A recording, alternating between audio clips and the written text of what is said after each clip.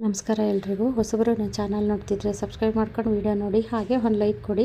ನಾನು ಹಾಕೋ ವಿಡಿಯೋಯಿಂದ ನಿಮಗೆ ಉಪಯೋಗ ಇದೆ ಅನಿಸಿದ್ರೆ ಬೇರೆಯವ್ರಿಗೂ ಶೇರ್ ಮಾಡಿ. ಬನ್ನಿ ಇವತ್ತಿನ ಬ್ಲಾಗ್ ಸ್ಟಾರ್ಟ್ ಮಾಡೋಣ. ಸೇವಂತಿಗೆ ಗಿಡಗಳು ಮತ್ತು ಬೇರೆ ಗಿಡಗಳನ್ನ ತರಿಸ್ಕೊಂಡಿರ್ತೀರಲ್ಲ, ಆ ಗಿಡಗಳು ನಮ್ಮ ವಾತಾವರಣಕ್ಕೆ ಹೊಂದ್ಕೋಬೇಕು. ನೀವು ಸೇವಂತಿಗೆ ಗಿಡಗಳನ್ನ ತರಿಸ್ಕೊಂಡಿದ್ದ ತಕ್ಷಣವೇ ರಿಪಾರ್ಟ್ ಮಾಡಬೇಡಿ. ಒಂದೆರಡು ದಿನ ಬಿಡಿ, ನಿಮ್ಮ ವಾತಾವರಣಕ್ಕೆ ಹೊಂದ್ಕೋಬೇಕು. ಆಮೇಲೆ ನೀವು ರಿಪಾರ್ಟ್ ಮಾಡಿ. ರಿಪಾರ್ಟ್ ಮಾಡಾದ್ಮೇಲೆ ಅದನ್ನು ಸ್ವಲ್ಪ ಪಿಂಚಿಂಗ್ ಮಾಡಿ. ಯಾಕೆಂದರೆ ಪಿಂಚಿಂಗ್ ಮಾಡಿದ್ರೆ ಅದು ಗಿಡ ಬುಷಿಯಾಗೂ ಸಹ ಬರುತ್ತೆ. ನಾನು ಅದನ್ನು ಪಿಂಚಿಂಗ್ ಮಾಡಿಲ್ಲ, ಏಕೆಂದರೆ ಅದು ಮೊಗ್ಗು ಬಂದಿದೆ, ಹಾಗಾಗಿ ಅದು ಪಿಂಚಿಂಗ್ ಮಾಡಿಲ್ಲ. ನೀವು ರಿಪಾರ್ಟ್ ಮಾಡಬೇಕಾದ್ರೆ ಅದನ್ನು ರಿಪಾರ್ಟ್ ಮಾಡಾದ್ಮೇಲೆ ಅದನ್ನು ಪಿಂಚಿಂಗ್ ಮಾಡಿ. ಪಿಂಚಿಂಗ್ ಮಾಡಿದ್ರೆ ಅದು ಗಿಡ ಬುಷಿಯಾಗೂ ಬರುತ್ತೆ, ನಮಗೆ ಅದರಿಂದ ಹೆಚ್ಚಾಗಿ ಹೂವನ್ನು ಸಹ ಪಡ್ಕೋಬಹುದು. ಮತ್ತು ಈ ಸೇವಂತಿಗೆ ಗಿಡ ಜಾಸ್ತಿ ನೀರನ್ನ ಇಷ್ಟಪಡೋದಿಲ್ಲ, ಆದಷ್ಟು ನೀರು ಕಡಿಮೆನೇ ಹಾಕಿ. ಯಾಕೆಂದರೆ ಜಾಸ್ತಿ ನೀರು ಹಾಕಿದ್ರೆ ಈ ಗಿಡ ಬದುಕೋದಿಲ್ಲ, ಸತ್ತೋಗುತ್ತೆ. ಗಿಡ ಬಾಡೋಗಿದೆಯಲ್ಲ ಅಂದ್ಬಿಟ್ಟು ನೀವು ಮೇಲಿಂದ ಮೇಲೆ ನೀರು ಹಾಕ್ತು ಅಂದರೆ ಅದು ಗಿಡ ಖಂಡಿತ ಬದುಕೋದಿಲ್ಲ. ಮತ್ತು ರಿಪಾರ್ಟ್ ಮಾಡಾದ್ಮೇಲೆ ಗಿಡಗಳನ್ನ ಸ್ವಲ್ಪ ಆದಷ್ಟು ನೆರಳಲ್ಲಿಡಿ, ಜಾಸ್ತಿ ಬಿಸಿಲಲ್ಲೆಲ್ಲ ಇಡಬೇಡಿ. ಯಾಕೆಂದರೆ ಆ ಗಿಡ ನಿಮ್ಮ ವಾತಾವರಣಕ್ಕೆ ಹೊಂದ್ಕೋಬೇಕು.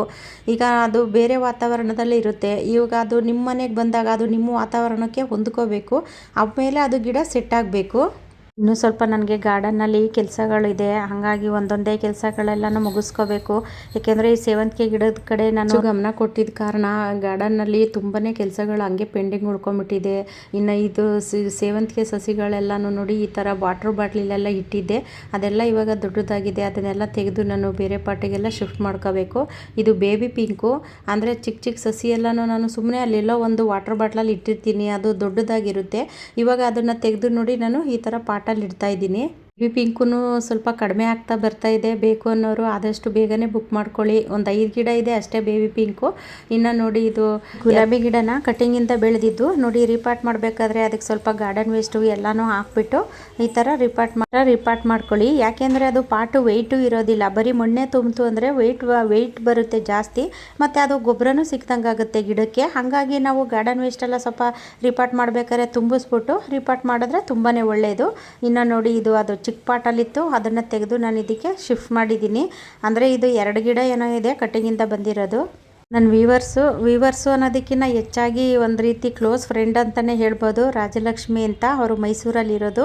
ಅವರು ನನಗೆ ಅಂತ ಒಂದು 3 ಗಿಡಗಳನ್ನ ತರಿಸಿದ್ದಾರೆ, 3-4 ಗಿಡ ತರಿಸಿದ್ದಾರೆ. ನೋಡಿ ಯಾವ ರೀತಿ ಕಳಿಸಿದ್ದಾರೆ, ಅವ್ರ ಪ್ಯಾಕಿಂಗ್ ನೋಡಿ ಯಾವ ರೀತಿ ಇದೆ ಅಂತ. ಅದು ಸೆಂಟ್ರಿಗೆ ಮುರಿದೇ ಹೋಗಿದೆ. ಗಿಡಗಳು ನೋಡಿ ಯಾವ ರೀತಿ ಆಗಿದೆ ಅಂತ ಈ ವಿಡಿಯೋದಲ್ಲೇ ತೋರಿಸಿದ್ದಾರೆ ಅವರು. ಅಂದರೆ ಅವರು ಅದು ಕವರು ಓಪನ್ ಮಾಡಬೇಕಾದ್ರೆ ನನಗೆ ವಿಡಿಯೋ ಮಾಡಿ ಕಳಿಸಿದ್ದಾರೆ. ಈ ರೀತಿ ಪ್ಯಾಕಿಂಗ್ ಮಾಡಿರೋದನ್ನ ನೋಡಿ ಬೇಜಾರಾಯಿತು ಅಂತಲೂ ಹೇಳ್ತಾ ಇದ್ರು ಅವರು. ಅಂದರೆ ನಾವು ಮಾಡೋ ರೀತಿ ಪ್ಯಾಕಿಂಗ್ ಇರೋದಿಲ್ಲ ನೋಡಿ, ಯಾವ ಥರ ಪ್ಯಾಕಿಂಗ್ ಇದೆ, ಅದರಲ್ಲಿ ಒಂಚೂರು ತೇವಾಂಶನೂ ಇಲ್ಲ ಆ ಮಣ್ಣಲ್ಲಿ ಅಂತಲೂ ಹೇಳ್ತಿರು. ಮತ್ತು ಅದು ಎಲೆ ಒಂದೂ ಇಲ್ಲ. ನೀವು ಹೇಳ್ತೀರಾ ನಾವು ಕಳಿಸಿದ್ದಾಗ ಎಲೆ ಉದುರೋಗ್ಬಿಟ್ಟಿರುತ್ತೆ ಅಂತ. ನೋಡಿ, ನಾವು ತರಿಸಿರೋ ಗಿಡಗಳಲ್ಲಿ ಒಂದು ಎಲೆನೂ ಇರೋದಿಲ್ಲ. ಯಾಕೆಂದರೆ ಅವರು ಈ ಥರ ಗಿಡ ಕಳಿಸಿದಾಗ ಅದನ್ನು ಉಳಿಸ್ಕೊಳೋ ಜವಾಬ್ದಾರಿ ನಮ್ಮ ಹತ್ರ ಇರುತ್ತೆ. ನಾನು ಪ್ರತಿಯೊಂದು ವಿಡಿಯೋದಲ್ಲೂ ನಿಮಗೆ ಹೇಳ್ತೀನಿ, ನಾವು ಉಳಿಸ್ಕೊಳ್ಳೋಷ್ಟು ಪೇಷನ್ಸು ನಮಗಿರಬೇಕು.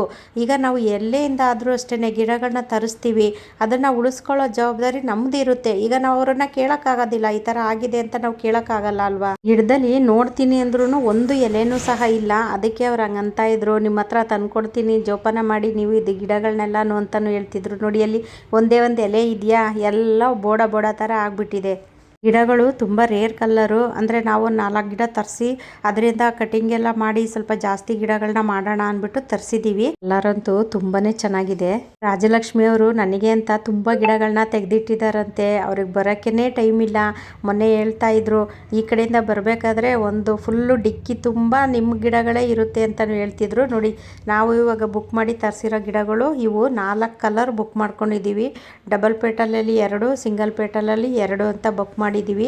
ಅಂದರೆ ಕಲರ್ ಅಂತೂ ತುಂಬಾ ಚೆನ್ನಾಗಿದೆ. ಇದರಿಂದ ನಾನು ಜಾಸ್ತಿ ಗಿಡಗಳನ್ನ ಮಾಡಿಕೊಂಡು ನಿಮಗೂ ಸಹ ಕಳಿಸ್ಬೇಕು ಅನ್ನೋ ಆಸೆ ನನಗಿದೆ. ನೋಡೋಣ, ಅದು ಕಟಿಂಗ್ ಬಂದರೆ ಸಾಕು ಅಂತ ನಾನು ಬೇಡ್ಕೊತೀನಿ. ಇನ್ನೂ ಸ್ವಲ್ಪ ಕಟಿಂಗ್ನ ಇಡ್ತಾ ಇದ್ದೀನಿ. ಇದು ದಾಸವಾಳ ಕಟಿಂಗು, ಅಂದರೆ ಇದು ಸ್ವಲ್ಪ ರೇರ್ ಕಲ್ಲರು. ನೋಡೋಣ ಅಂದ್ಬಿಟ್ಟು ಇಡ್ತಾ ಇದ್ದೀನಿ. ಅದರಲ್ಲೂ ಇವತ್ತು ಸ್ವಲ್ಪ ಆಲೋವೆರಾ ಜೆಲ್ಲಲ್ಲಿ ಡಿಪ್ ಮಾಡಿ ಇಡ್ತಿದ್ದೀನಿ.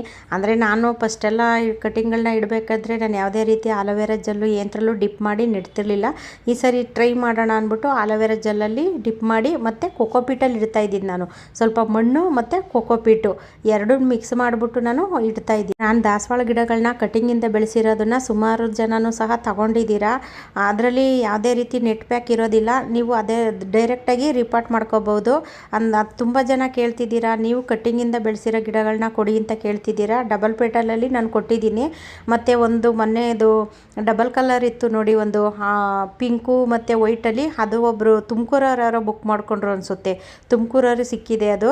ಅದರಲ್ಲೂ ಅಷ್ಟೇ ನೆಟ್ ಪ್ಯಾಕ್ ಇಲ್ಲ. ಅದನ್ನು ಹಂಗೆ ಡೈರೆಕ್ಟಾಗಿ ರಿಪಾರ್ಟ್ ಮಾಡಿ. ತುಂಬ ಚೆನ್ನಾಗಿದೆ ನಾನು ಕಟ್ಟಿಂಗಿಂದ ಬೆಳೆದಿರೋ ಅಂತಹ ದಾಸವಾಳ ಗಿಡಗಳು. ಅದಕ್ಕೋಸ್ಕರ ನನ್ನ ವ್ಯೂವರ್ಸ್ಗೆ ನಾನೇ ಕಟಿಂಗಿಂದ ಬೆಳೆದು ಕಳಿಸ್ಬೇಕು ಅನ್ನೋದೇ ನನ್ನ ಆಸೆ. ನೋಡಿ, ಇನ್ನೂ ಇವತ್ತೊಂದು ಸ್ಟ್ರಾಬೆರಿ ಹಣ್ಣಾಗಿದೆ. ಟೇಸ್ಟ್ ಅಂತೂ ತುಂಬಾ ಚೆನ್ನಾಗಿದೆ. ಸ್ಟ್ರಾಬೆರಿ ಹಣ್ಣುಗಳು ಆ ಸಂದಿನಲ್ಲೆಲ್ಲ ಸೇರ್ಕೊಂಡ್ಬಿಟ್ಟಿರ್ತವೆ, ಅದು ಕಣ್ಣಿಗೆ ಕಾಣೋದಿಲ್ಲ. ಅಲ್ಲಿ ನೀರು ಹಾಕೋಕ್ಕೆ ಅಂತ ಹೋದಾಗ ಅದು ಒಂಥರ ಫುಲ್ಲು ಹಣ್ಣಾಗ್ಬಿಟ್ಟಿದೆ. ಇದೇನು ಈ ಥರ ರೆಡ್ಗಿದೆಯಲ್ಲ ಅಂತ ನೋಡಿದಾಗ ಅದು ಸ್ಟ್ರಾಬೆರಿ ಹಣ್ಣಾಗಿತ್ತು. ಒಂದು 2-3 ಏನೋ ಹಣ್ಣು ಹಾರ್ವೆಸ್ಟ್ ಮಾಡಿದ್ದೀನಿ ಈ ಸರಿ ಸ್ಟ್ರಾಬೆರಿದು.